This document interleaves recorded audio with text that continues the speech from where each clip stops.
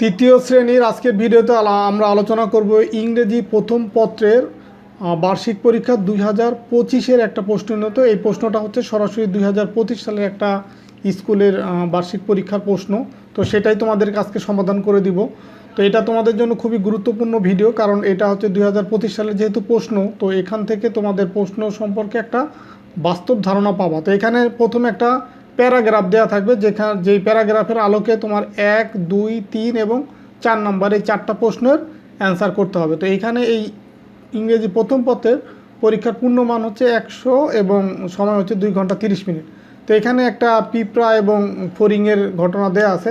তো এটা ভালোভাবে তোমার এই প্যারাগ্রাফটা পড়ে আগে বুঝতে হবে, কারণ প্যারাগ্রাফটা যদি তুমি ভালোভাবে বুঝো তাহলে এই প্যারাগ্রাফের আলোকে যে 1 থেকে 4 পর্যন্ত যে প্রশ্নগুলো আছে খুব সুন্দরভাবে অ্যান্সার করতে পারবা। তো এখানে প্রথমেই একটা বহু নির্বাচনী প্রশ্ন থাকবে কিছু, যে দেখো যে এখানে what is the grasshopper doing in the summer morning. Summer মর্নিংয়ে এই ফড়িংটা কী করতেছিল। তো এখানে 4টা উত্তর আছে, এই যে 1, 2, 3, 4, 4টা যেটা সঠিক সেটা হচ্ছে তোমার এই শূন্যস্থানে এখানে লিখতে হবে। তারপরে পরেরটা আছে হোয়াট ইজ দ্য, এখানে অ্যান্ড লেখছে, এটা হচ্ছে অ্যান্ট হবে মানে পিঁপড়া। What is the ant doing in the summer, মানে পিঁপড়া সামারের সময় কি করতেছিল। তো এখানেও 4টা উত্তর আছে, সঠিকটা লিখতে হবে। তো এগুলো হচ্ছে বহু নির্বাচনী প্রশ্ন। What does the গ্রাসহপার pass the winter. তো উইন্টারে এটা হচ্ছে এখানে যতগুলো প্রশ্নই আছে বহু নির্বাচনী প্রশ্ন, প্রত্যেকটা প্রশ্নে কিন্তু তোমার প্যারাগ্রাফের আলোকে উত্তর দিতে হবে। তারপরে দেখো ডি নাম্বারটা, how does the ant pass the winter. তো এখানেও 4টা উত্তর আছে, 4টা যেটা সঠিক সেটা উত্তর দিতে হবে। The ant and the গ্রাসহপার live in a, কোথায় বসবাস করে, দ্য গ্রাসি ফিল্ডে। এটা কিন্তু প্যারাগ্রাফ থেকে এই অ্যান্সারগুলো তুমি খুঁজে বের করতে পারবা বা সেখানে দেওয়া আছে।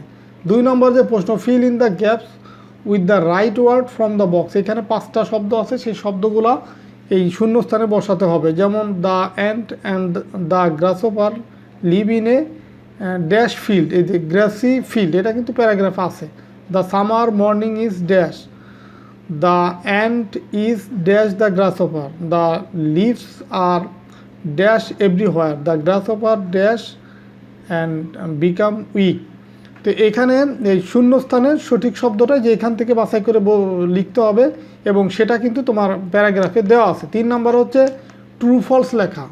এই ট্রু হলে মানে এইখানে যে 5টা বাক্য আছে, যদি সত্য হয় টি লিখবা, মিথ্যা হলে ফলসের প্রথম অক্ষর এফটা লিখতে হবে। এখানে 5টা বাক্য দেওয়া আছে, এটা কিন্তু প্যারাগ্রাফের আলোকেই দেওয়া আছে। 4 নম্বরে the answer the following question. এখানে 5টা প্রশ্ন আছে, তো এই 5টা প্রশ্নের অ্যান্সার করতে হবে তোমার প্যারাগ্রাফের আলোকে। প্যারাগ্রাফে পড়ে যে প্যারাগ্রাফ পড়ে ভালোভাবে তোমাকে বুঝতে হবে, দেন এই প্রশ্নগুলোর থেকে ওইখান থেকে উত্তরগুলো দিতে হবে প্যারাগ্রাফ থেকে।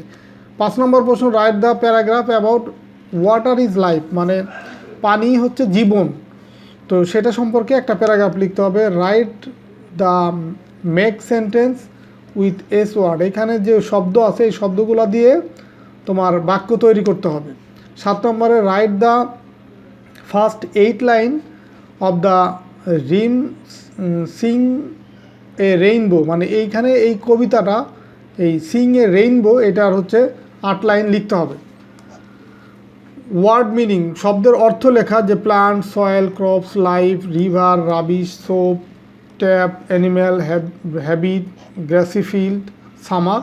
তো এইখান থেকে তোমার 10টা শব্দ অর্থ লিখতে হবে। 9 নম্বর হচ্ছে ট্রান্সলেট ইন্টু ইংলিশ।